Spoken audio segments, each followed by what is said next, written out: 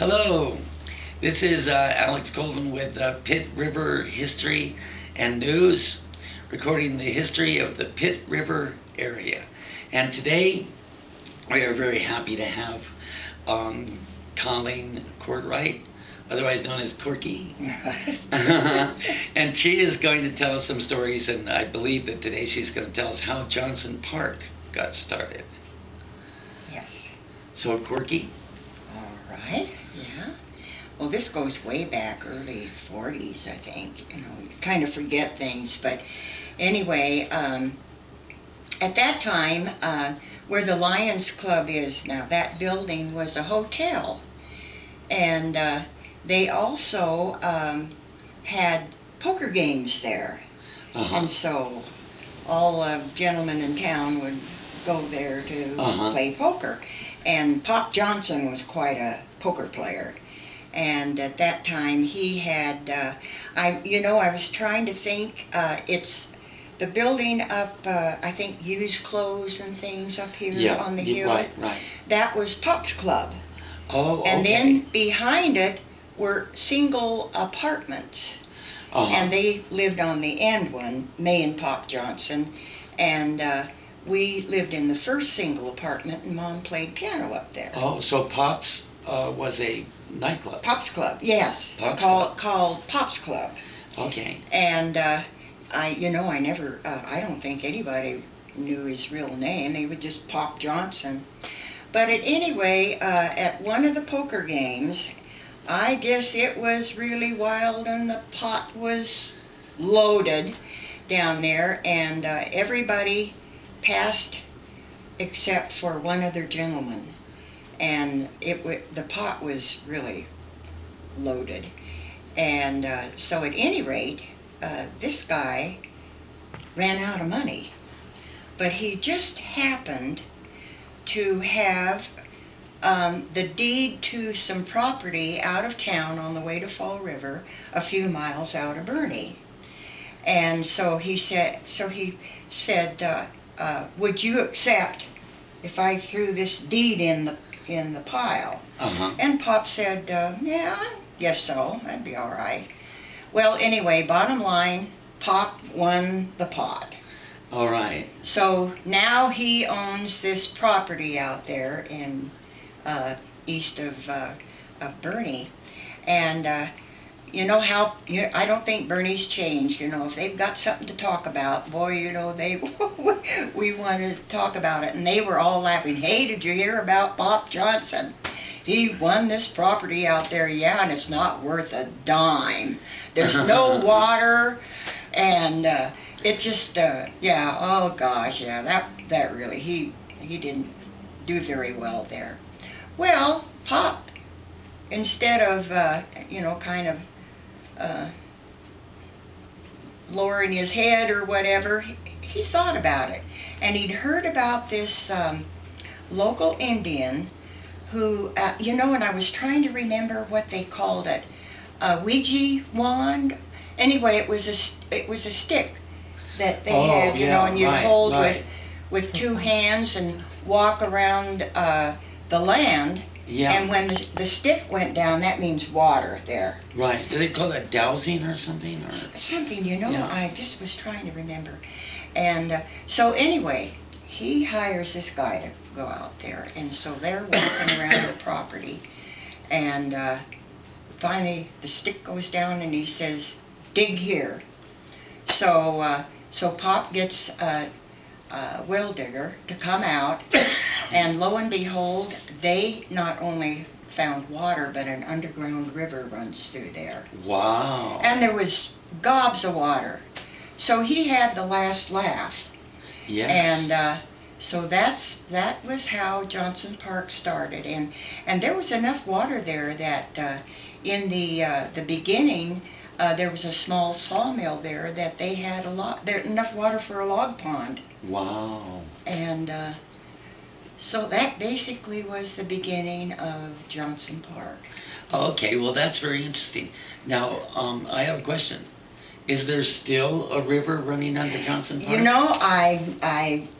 I really don't know. I don't know, but they have a water district You know, that was another thing they did when they, I guess he incorporated or whatever they do for that property, and they started when people started building houses and buying property and what from him, he started a water district.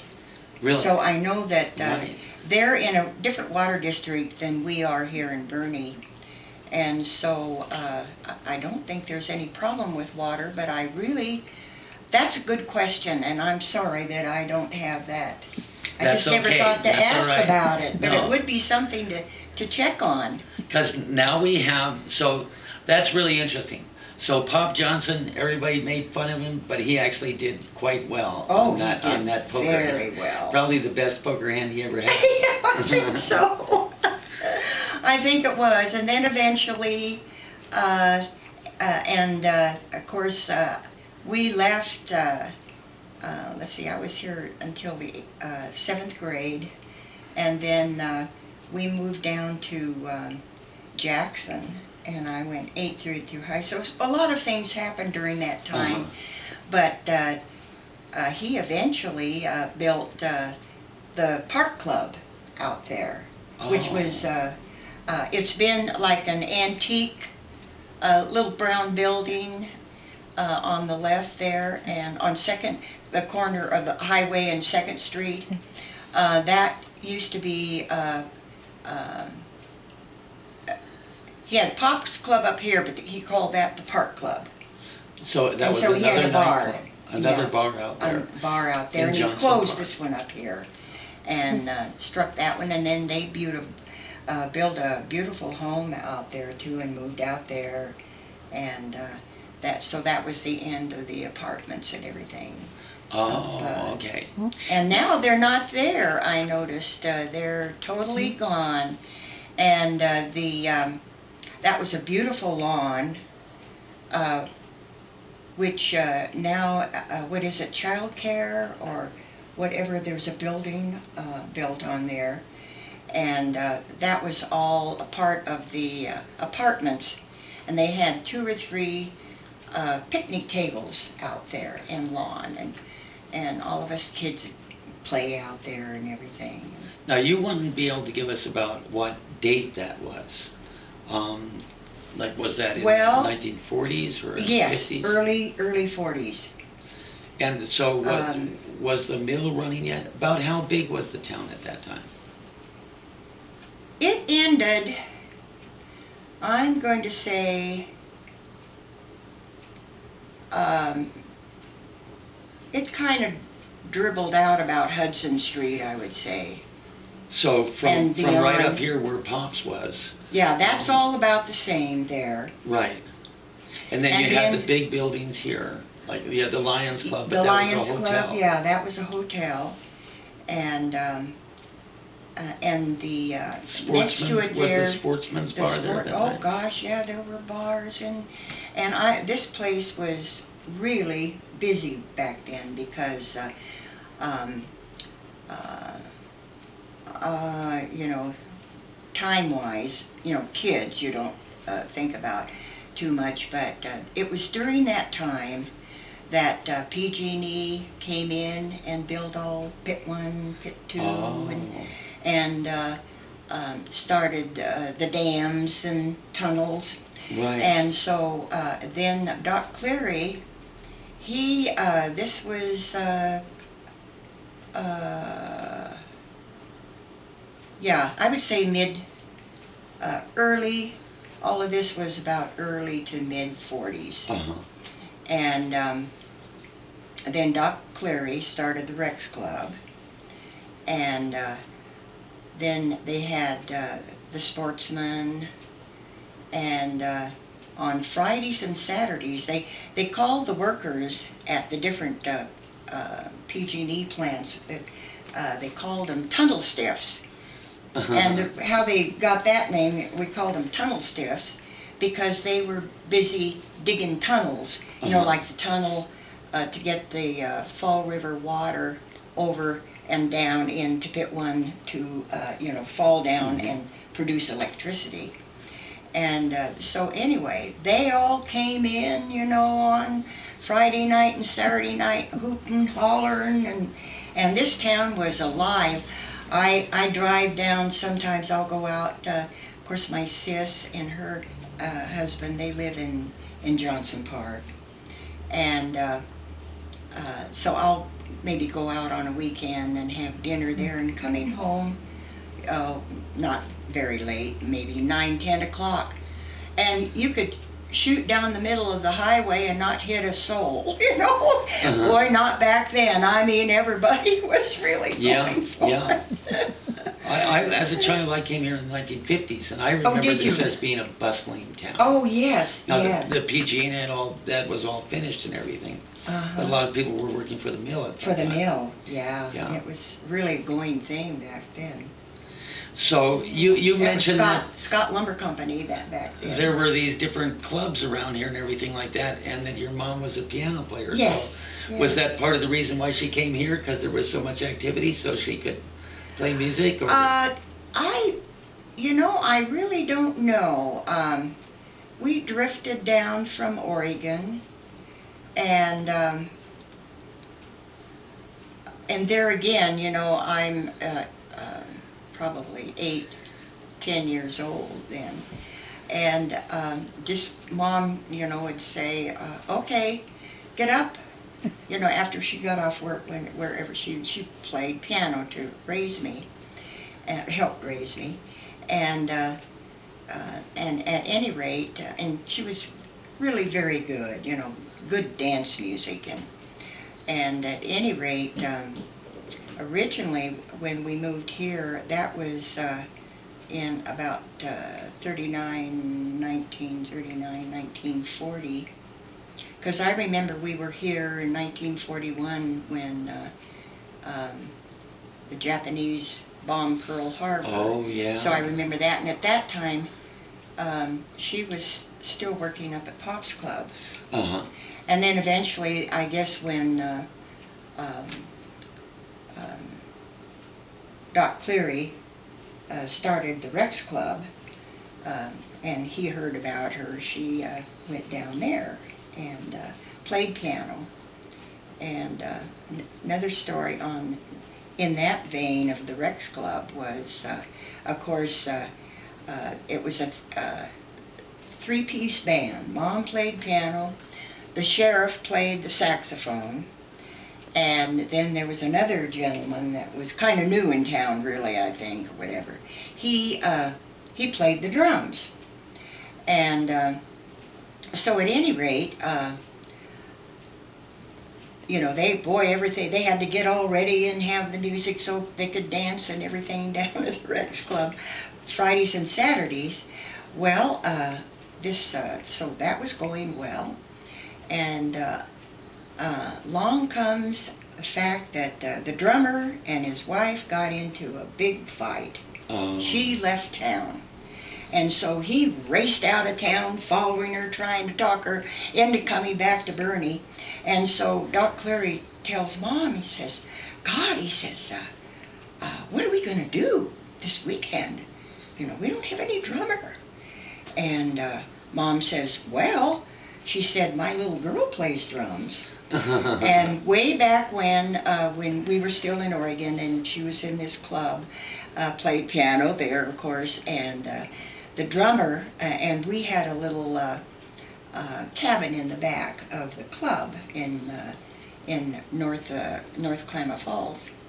And so I went in, they weren't open, you know, it was during the day and the club hadn't opened. And the drummer, which we called Johnny the Drummer, and he was practicing, I guess, or whatever. And so I was watching him, and he said, you want to learn to play? Well, so I'd meet him in there during the day, and he taught me how to, not marching drums, but dancing drum with a, so at any rate, I had learned to play the drums. But, of course, I never worked at it or anything. But anyway, so Doc Cleary says, well, get her down here Friday night. And so here, I was between 10 and 12 years old. Here the sheriff is the saxophone player.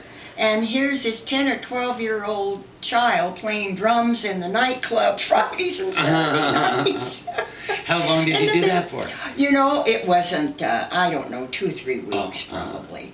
And then finally, the drummer was successful in talking his wife into coming back, and I lost my job, which I was glad. I don't even remember getting paid for it, really. But boy, I had a lot. You know, of course, the orchestra area was up a little higher than the dance floor, so I had a really good look at what was going on. Yeah. And one night, this good-looking guy around town, he was married, but all the girls really liked him, you know. And so one night, he comes in and he's got a girlfriend. And so they were having a good time, and pretty soon here comes the wife looking for him. Oh. And anyway, those two ladies, and I was just like this, I'd never seen anything like that. They were in the middle of the dance floor, really fighting.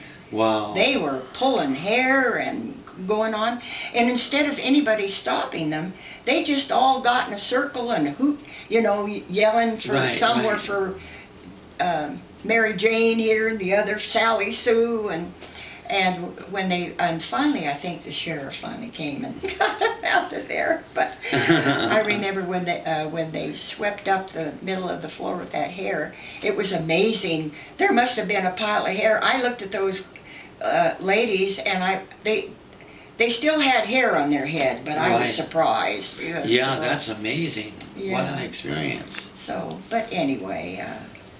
Well, thank you. I have a question. This may be something that you don't know about. Okay.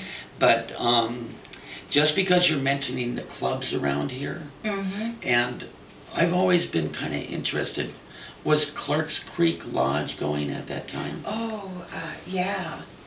That was really, I understand, and it wasn't at that time, but I understand that it was kind of, you know, it was this goes way back, probably even before the 40s. I couldn't give you a date when Clark Creek was started. And as I understand, the story I heard, that it pretty well was the person that started that was from San Francisco area. Oh. And a lot of the criminals down there, on the lam, as they called it. Right. A lot of them, they came up, and it was kind of a hideout area, because the highway, it took, I remember May Johnson telling me that back when they first lived up here, the road was so kind of bad, you might say, compared to now, that it took almost 2 days. They would pack a lunch, and when they left Bernie to go to Reading, and stop and have lunch on the way, because it took so many hours to get to Reading way back then. So that's probably. Do you want to get that call? You can go ahead and get it. Let's see. It may be.